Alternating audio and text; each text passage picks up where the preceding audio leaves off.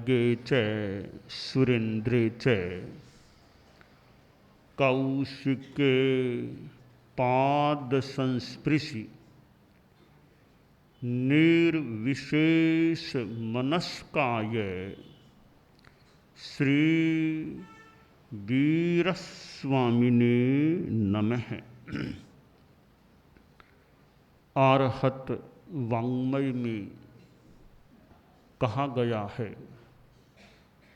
नतम अरि कंठ छित्ता करे जंग से करे अपनिया दुरप्पा से नाहि मच्चु मुहम तु पत्ते पच्छाणुतावीण दया विहूणो। चार प्रकार की आत्माएं होती हैं, परमात्मा, महात्मा, सदात्मा और दुरात्मा। परमात्मा जो आत्माएं परम अवस्था को प्राप्त हो गई हैं, सिद्धावस्था को प्राप्त हो गई हैं, मोक्ष में विराजमान हैं, वे सब परमात्माएं हैं। वो संसारी अवस्था से मुक्त हैं। अब जो संसारी जीव हैं, संसारी आत्माएं मनुष्य हैं, उनमें फिर तीन प्रकार हैं। महात्मा, महान आत्मा महात्मा होती है। तो आत्मा में महानता उजागर हो गई है। संस्कृत के श्लोक के अर्ध भाग में कहा गया है, मनस्येकम वचस्येकम वपुष्येकम महात्मना। जिनके मन में, वचन में और शरीर की चेष्टा में एक रूपता होती है, वे महात्मा होते हैं, यानी सरलता होती है। जो मन में है वो ही बात वाणी में है, और जो वाणी से कहते हैं वैसा शरीर से आचरण भी करते हैं। तो मन, वचन और शरीर की एक रूपता होती है, जिसके जीवन में वह व्यक्ति महात्मा है। या यूँ समझें, जो त्यागी तपस्वी साधु लोग हैं, संत पुरुष हैं, वे महात्मा होते हैं। अब सदात्मा, परमात्मा की बात हो गई, महात्मा, सदात्मा, जो सज्जन लोग हैं, साधु तो नहीं हैं, यूँ सज्जन हैं, सदाचारी हैं, अच्छे भले आदमी हैं, ज़्यादा कोई हिंसा हत्या इनमें नहीं जाते, धोखाधड़ी झूठ विशेष ज़्यादा नहीं करते, चोरियां नहीं करते, डकैती नहीं करते, अच्छे भले आदमी हैं, वे सदात्मा यानी सज्जन लोग हैं। अब चौथा प्रकार है आत्मा का दुरात्मा। जो खराब आत्मा है वह दुरात्मा। श्लोक के उत्तरार्ध में कहा गया, मनस्सन्यत वचस्सन्यत वपुस्सन्यत दुरात्मना। मन में कुछ है, वाणी से बोलते और कुछ है, करते कुछ। जहाँ कथनी करनी में असमानता रहती है, वे लोग दुरात्मा हैं, छल कपट झूठ का ज़्यादा प्रयोग करने वाले और हिंसा हत्या आदि आदि में ज़्यादा रुचि लेने वाले, वे दुरात्मा हैं।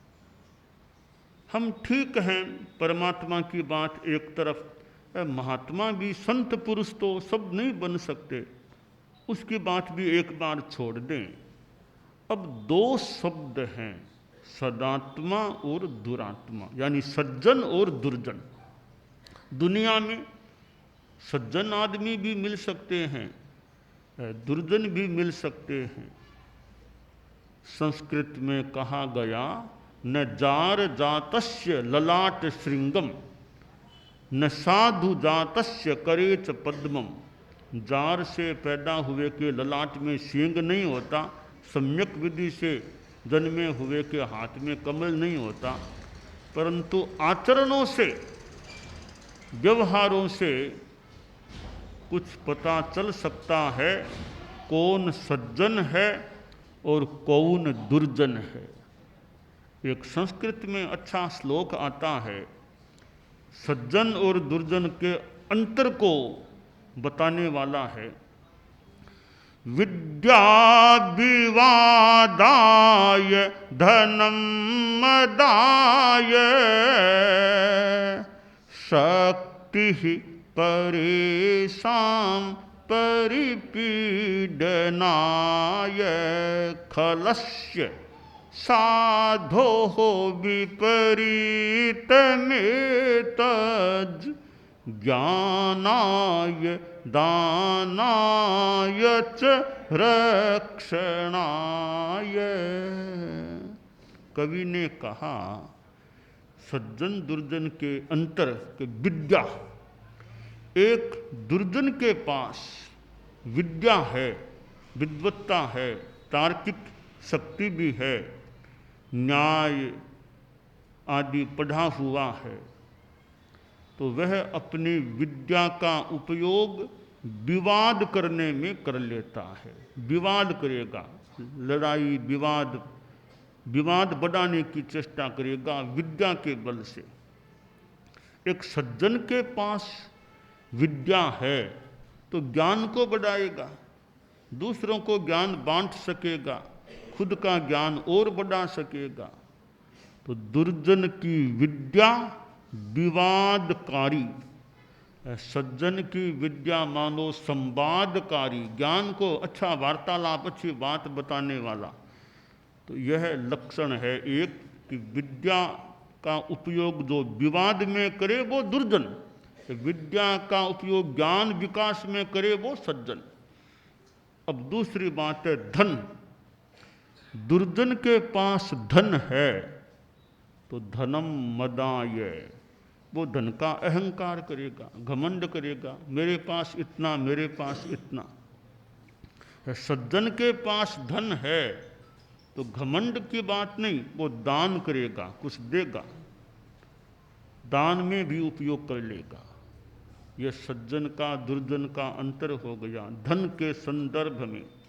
अब शक्ति, एक दुर्जन के पास ताकत है, शक्ति है, पर पीड़नाय, दूसरों को तकलीफ देगा, किसी को गिराएगा, किसी के थप्पड़ लगाएगा, किसी के लात की मारेगा, कुछ करेगा, तो वो दुर्जन आदमी दूसरों को तकलीफ देगा शक्ति से।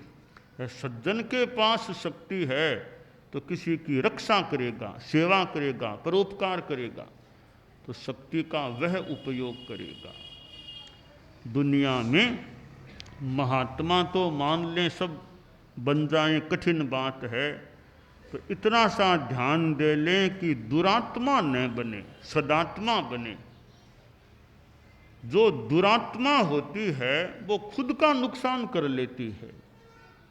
शास्त्र में कहा गया, नतम अरी कंठ छित्ता करे, जंग से करे अपनिया दुरप्पा।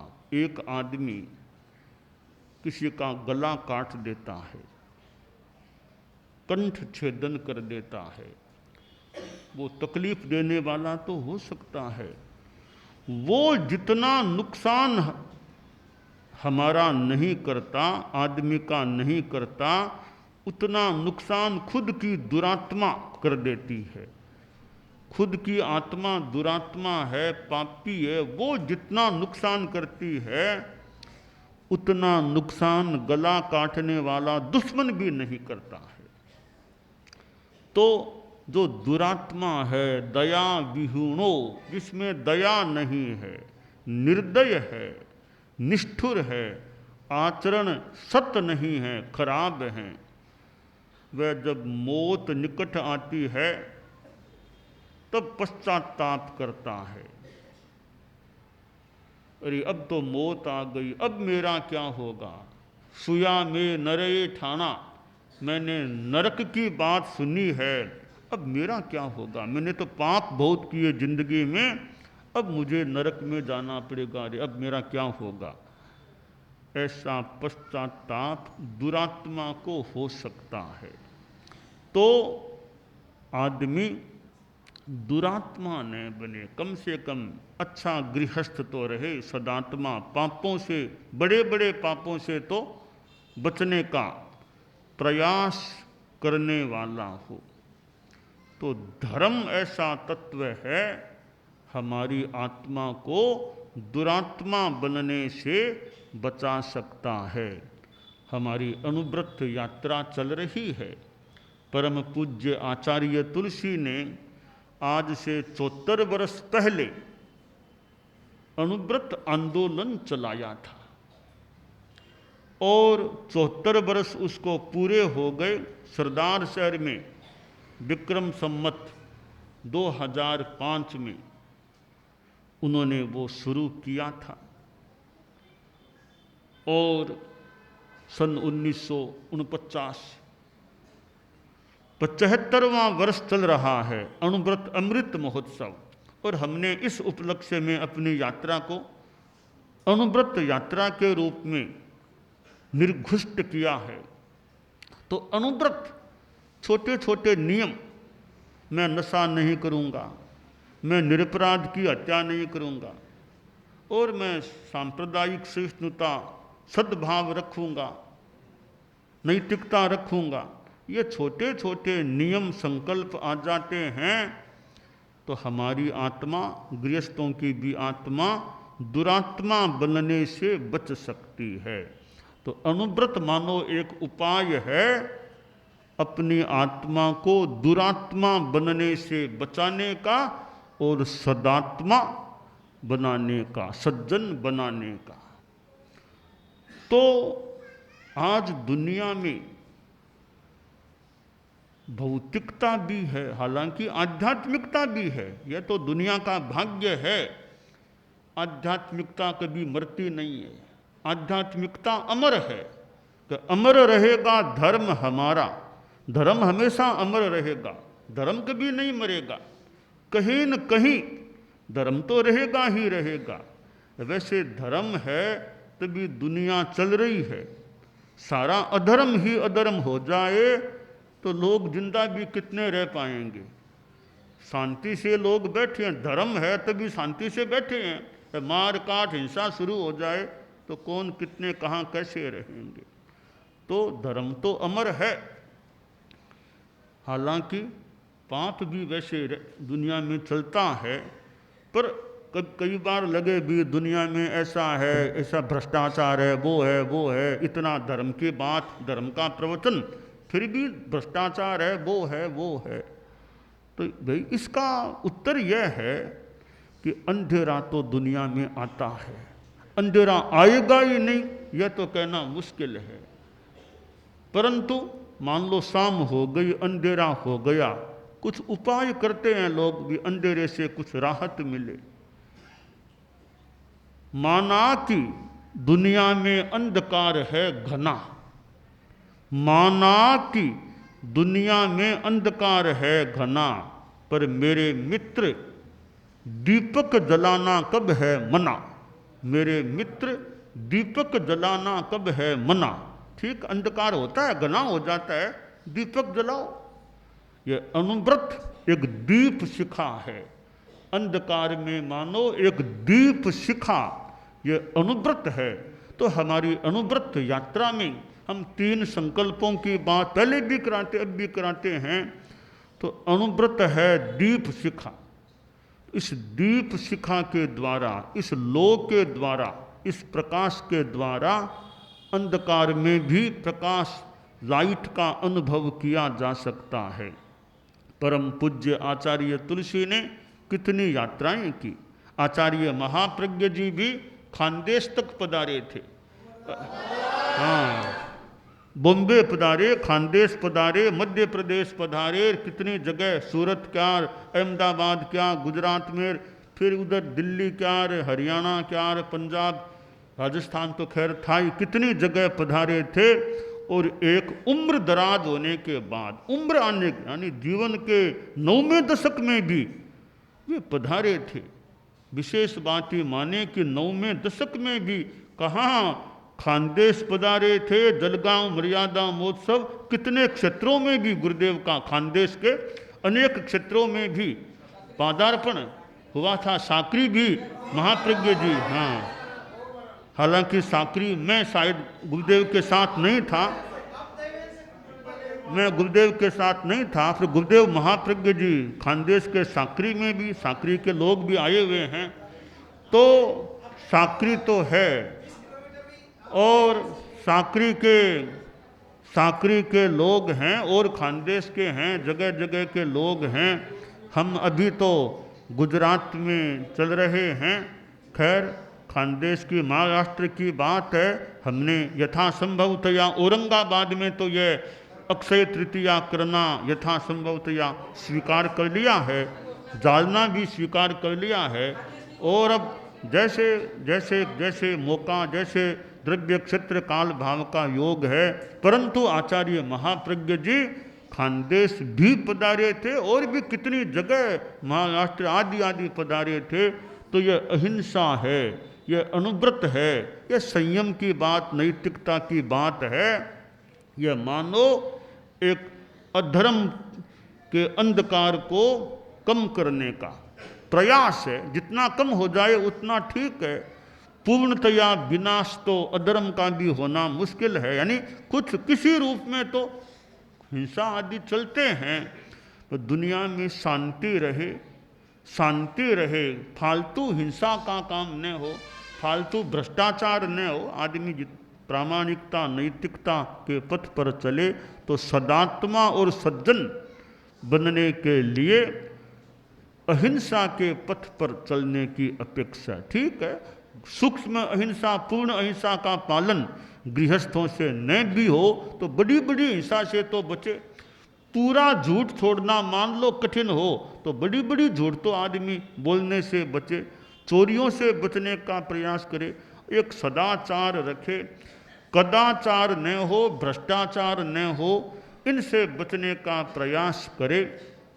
तो यह दुरात्मा नुकसान करने वाली होती है।